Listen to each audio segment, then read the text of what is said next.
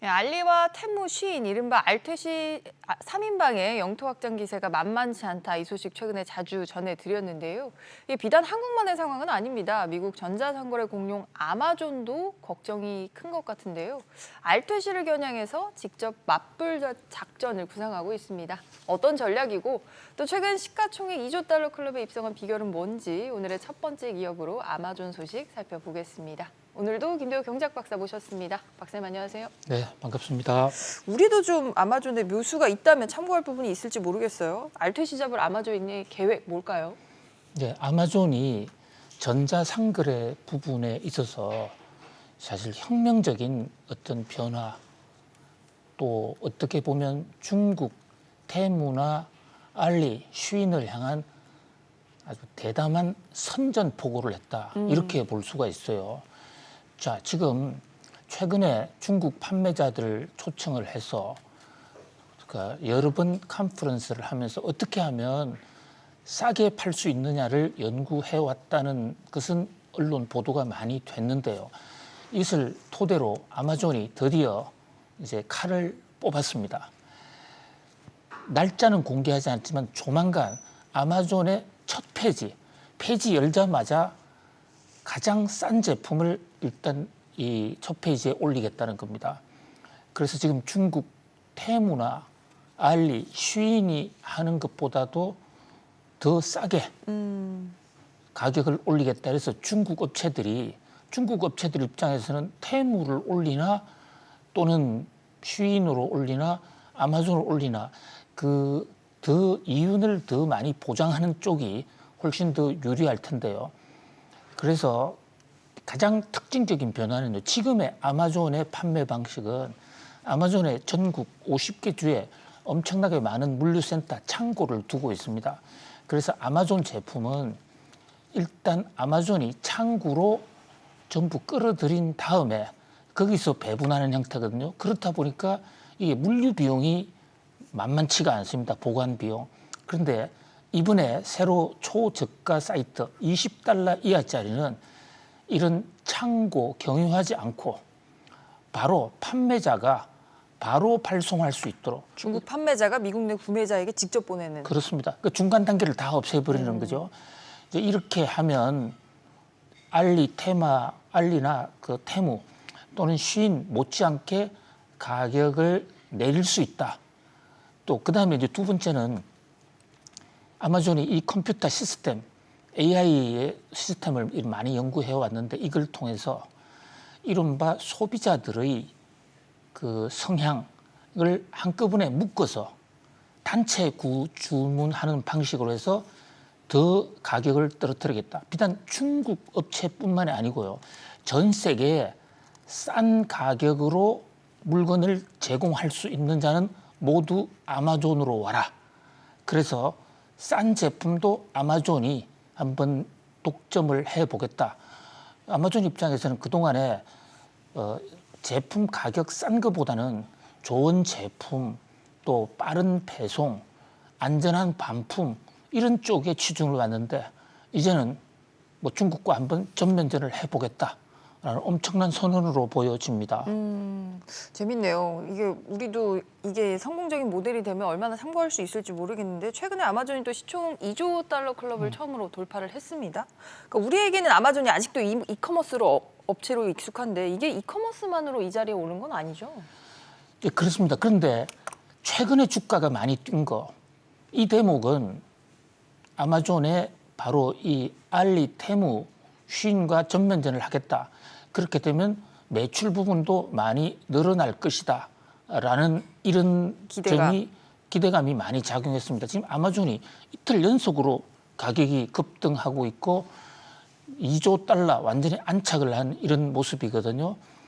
자, 물론 지금 저 앵커님 잘 지적해 주신 대로 아마존의 전체 그 매출 점유율에서 가장 큰 비중을 차지하고 있는 것은 상품 판매가 아닙니다. 상품 판매는 세컨더리, 벌써 이제 부차적인 것이고 가장 돈을 많이 벌고 있는 곳은 이 클라우드 서비스라는 건데요. 이미 넘어섰군요. 이미 넘어섰습니다. 예. 자, 클라우드라는 게 구름이지 않습니까? 왜 이렇게 자, 구름이라는 말을 쓰느냐? 인터넷에 통해서 그러니까 서버를 많이 구축해서 그 서버를 통한 각 기업들의 각종 컴퓨팅 작업, 이 작업을 각 기업이 개별적으로 하려면 엄청나게 돈이 많이 들고 다운이 되는 경우도 있습니다. 일본의 경우에는요, 저 주민등록 업무, 정부의 우리나라 전자민원 업무까지도 아마존에 맡기고 있어요. 그러니까 아마존의 클라우드가 해결을 하면 정부 입장에서는 만약에 사고가 나도 아마존의 손해배상을 요구하면 되고 안정적으로 할 수 있다. 이래서 지금 전 세계 대부분의 업체들이 컴퓨터를 분석을 하고 컴퓨터 작업을 하는 이런 작업을 클라우드 업체에 맡기거든요. 저게 90년대 말부터 구글이 한 사업인데 지금 아마존이 훨씬 더 많이 해요. 클라우드에서 엄청난 돈을 벌고 있는데 이게 최근에 인공지능 열풍을 타고 인공지능과 클라우드가 만나면 클라우드 서비스가 인공지능화되는 겁니다. 더 좋아지는 거네요. 네. 사실은 인공지능이 들어와서 가장 좋아질 때가 바로 클라우드 쪽이에요.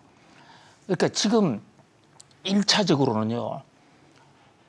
인공지능 시대에 반도체 만드는 엔비디아 주가가 올라가는데 이것은 정말 이 인공지능 초기에 일어날 수 있는 일입니다. 그러니까 현재 인공지능을 클라우드 업체들이 막 경쟁을 해서 인공지능을 만들고 그 인공지능을 만드는 데 필요한 반도체를 엔비디아로부터 사가니까 이게 엔비디아 주가가 올라가는데요.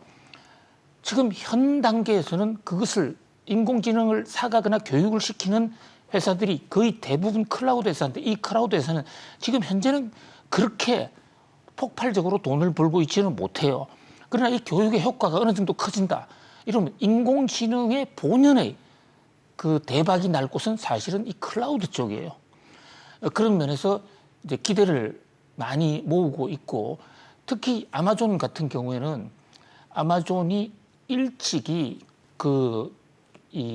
이카머스 물건 책으로부터 시작해가지고 지금 모든 물건을 하는데 이 비용 절감, 원가 절감하는 방식을요 소비자들의 패턴을 인공지능으로 분석해서 알래스카에는 이런 제품을 몇 월 달에 사용하는가 이것을 컴퓨터로 분석을 해서 그 부근의 창고에다가 사전 배치를 하는 데서 아마존이 세계에서 지금 1등이거든요. 이런 기능이 클라우드 서비스와 인공지능과 가세를 하면 앞으로 아마존이 클라우드에 완전 독점적 1등이 되지 않을까. 지금도 이 클라우드 서비스에 아마존이 이미 1등입니다. 구글이나 마이크로소프트보다 훨씬 더 앞서 있어요. 뭐 그런 면에서 주가가 서서히 이제 올랐고 거기다가 중국과 한판 붙어보겠다. 그러니까 시장은 적어도 미국 시장에서는 환호하는 아마존에 자신감이 생긴 게 아니냐. 이렇게 보고 있는 것으로 판단이 됩니다. 그래서 간밤에 주가도 또 2% 넘게 추가로 올랐고요. 사실 전자상거래와 클라우드 언뜻 보면 이 두 가지 키워드가 잘 연결이 안 되는데 왜 아마존이 이거 두 개를 할까 생각을 해보니까 인공지능이 또 매개고리로 서로 시너지를 내는 거였군요. 그렇습니다. 인공지능을 통해서 유통혁명도 되고 또 그 유통혁명을 하기 위해서 컴퓨터 서버를 엄청나게 그 베이조스는 계속 축적해 왔거든요. 그런데 그 축적한 서버가 클라우드 서비스. 그러니까 이것은 판매 문제하고 한두 걸음 더 넘어서 일반 기업의 컴퓨터 고민도 다 해결해 줄 수 있다. 이런 면에서 지금 아마존은 인공지능에 관해서 다 계획이 있었구나. 제프 베이조스는 다 계획이 있었다. 그런 얘기가 나오고 있는 것이죠. 이 창업주 제프 베이조스도 사실 꿈이 참 큰 분이잖아요. 어떤 분인지 좀 설명을 해주시죠. 그렇습니다. 이분이 원래 덴마크계 아버지에서 태어났는데요. 제프 베이조스는 어릴 때 참 불행했습니다. 그러니까 우선 어머니가 제프 베이조스를 출산했을 때 어머니 나이가 16살이었어요. 고등학교 1학년이었습니다. 상당히 어렸네요. 예. 뭐 어렸다는 게 뭐 불행한 건 아닌데 불장난을 한 건지 오래 못 가고 이혼을 했단 말입니다. 그러니까 자기는 의식도 없는 사이에서 아버지가 바뀐 거예요. 근데 미국에서는 아버지가 바뀌면 이름을 새로 입양을 한 그러니까 새 양아버지 이름으로 바꾸거든요. 근데 새로 들어온 양아버지는 쿠박이에요. 자, 그래서 왜 회사 이름을 아마존으로 했냐? 아버지로부터 아마존이 세계에서 제일 좋은 강이다는 얘기를 계속 들은 거예요. 그 남미 사람들 입장에서는 아마존이 제일 그렇죠. 큰가? 그러니까 세상을 다 잡아놓겠다 이런데 만약에 저분이 동양에서 태어났으면 뭐 한강이나 뭐 그렇죠. 다른 강이 될 수 낙동강, 있겠네요. 황허 뭐 이렇게 할 수도 있는 거잖아요. 그만큼 자 그런데 이제 어릴 때 아버지 어머니 이혼은 했지만 저 새로 들어서 만난 양 아버지가 굉장히 유명한 사람이었습니다. 그래서 저 엑슨 모빌의 이사까지 올라간 거기서 기업도 많이 배우고요. 그러면서 이제 어릴 때부터 꿈을 꿔왔는데 고등학교를 수석 졸업했습니다. 수석 졸업하는 학생들을 졸업 식사를 하게 하는데 거기서 내 우주에 간다. 화성에서 만나자. 이것을 일론 머스크가 따라서 나도 화성 가겠다 해서 지금 베이조스와 머스크가 화성 전쟁을 하고 있는 것이거든요.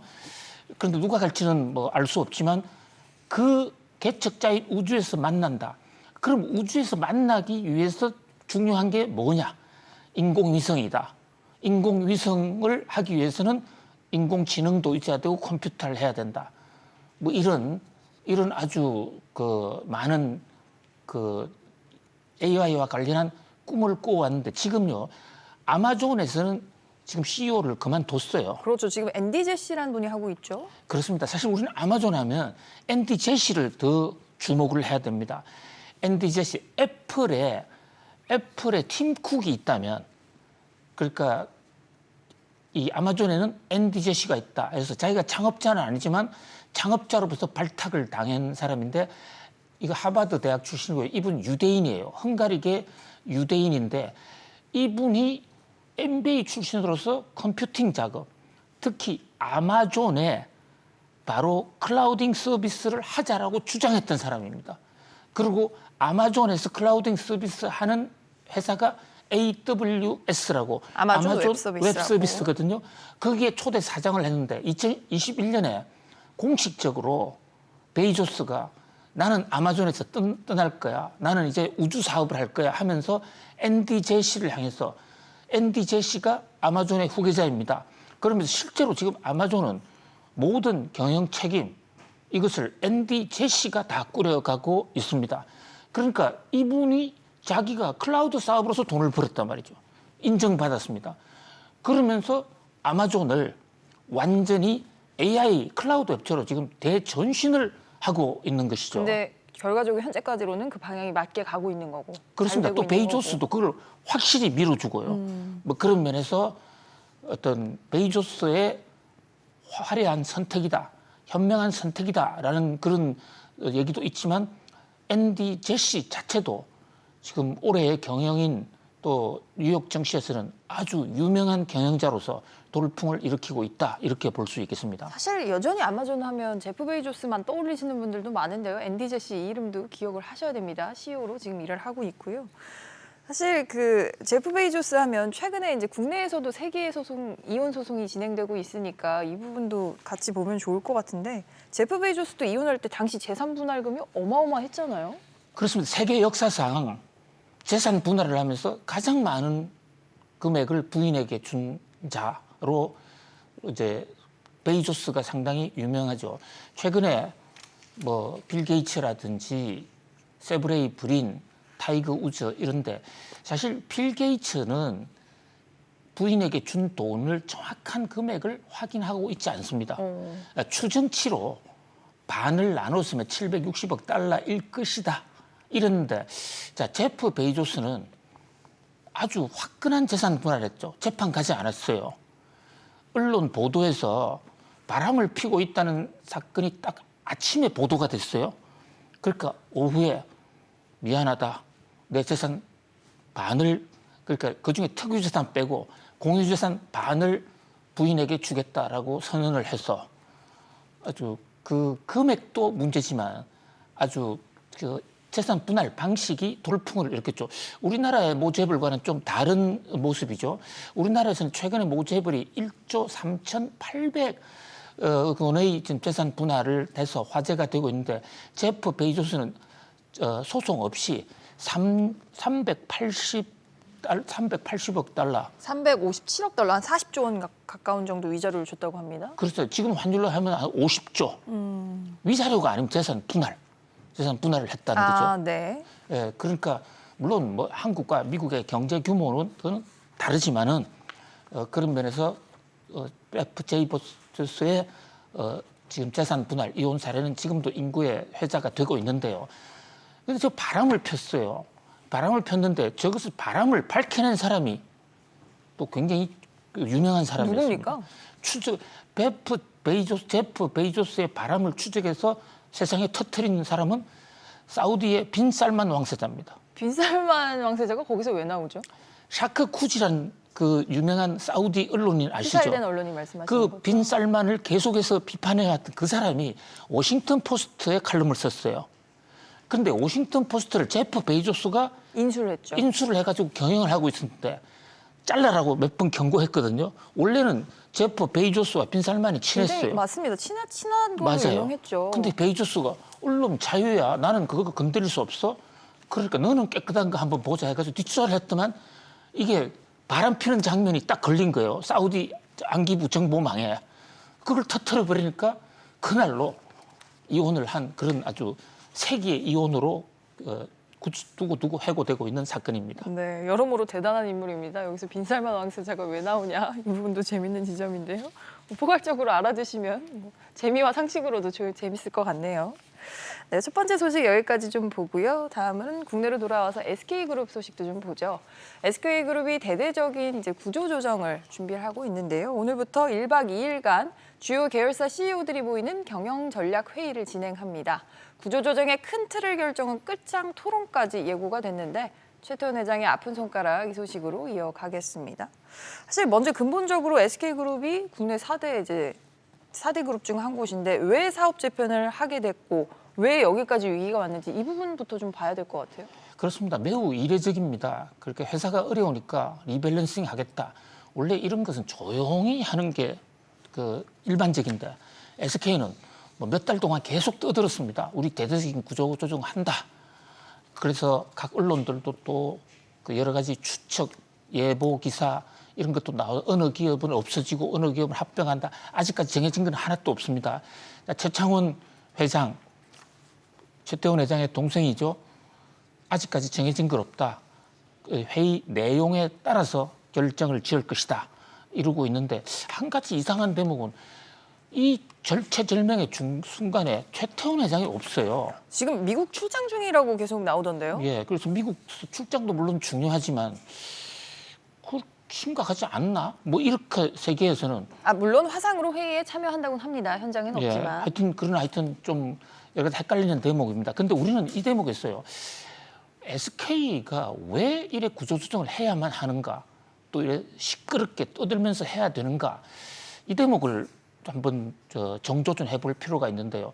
우선 왜 구조조정을 하게 되냐? 회사가 지금 상당히 그룹이 어렵습니다. 우리는 HBM 때문에 하이닉스 주가가 오르니까 SK 잘 나가잖아? 근데 속으로는 지금 여러 가지로 많은 안타까운 일들이 벌어지고 있어요. 그중에서 특히 지금 어려운 데가 SK온이라는 곳인데요. 배터리 계열사죠. 네, 배터리 만드는 회사. 이게 지금 SK이노베이션에서 쪼개기 상장을 해서 그 당시에도 비판 여론이 많았는데 쪼개기만 해놓고 상장을 못했어요. 그러다 보니까 지금 요즘 SK가 빚이 엄청나게 많은데 그러니까 제일 밑에 있는 거죠. SK온으로 분리는 쪼개기는 해놓고 상장을 못했다. 그래서 돈이 안 들어왔다. 그다음에 이제 위로부터 올라가면 전 제일 큰 사건이 LG 엔솔과 배터리 LG 엔솔로부터 뺏겨왔다. 사람을 데려왔다 해서 수년간 소송을 했는데 결국 SK가 우리 2조 물어줄 테니까 없는 거로 하자 이래가지고 합의가 된 거거든요. 지금 이 어려운 배터리가 어려운 와중에 2조를 물어내려니 등이 휘는 거죠. 여전히 물어주고 있는 건가 봐요. 그걸 계속 단계적으로 물어주고 있는 것이죠. 그다음에 그것 때문에 이미지도 완전히 SK는 뭐 절도했어 이런 이미지. 그다음에 지금 전기차 캐즘입니다. 거기다 또 하나 문제는요. SK의 미국 동맹은 포드였는데 포드가 LG 엔솔과의 이 소송 합의 사건 이후에 SK와 자꾸 좀 발을 떼고 있는 겁니다.